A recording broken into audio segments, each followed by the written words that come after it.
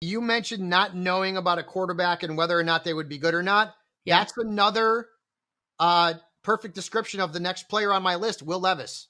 Will Levis could end up being a fantasy star. I'm not talking about Mahomes level, but I'm talking about a guy who you could start every week based on the matchups. He has got sick talent around him.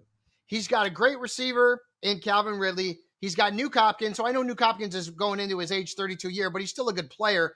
You've got Chig, you've got Pollard, you've got Spears. You got a good, the offensive line should be better. Will Levis is going to be like sort of under the radar, one of the most important players in fantasy football next season. Why?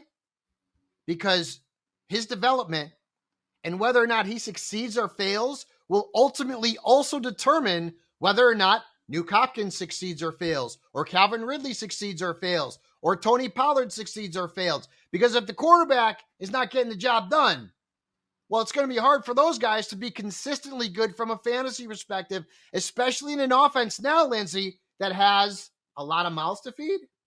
Does it fit? That's exciting to even say and that I didn't about even mention the Treylon Titans. Burks. So, well, you don't need to. I mean, I hope it's better. I hope it's better, right? I'm optimistic, but not in fantasy. Right. Yeah, that's definitely not a move we're trying to make in fantasy. All of a sudden, you're like looking at the talent around him, Lindsay. You're like, damn, late round pick. I'll take him.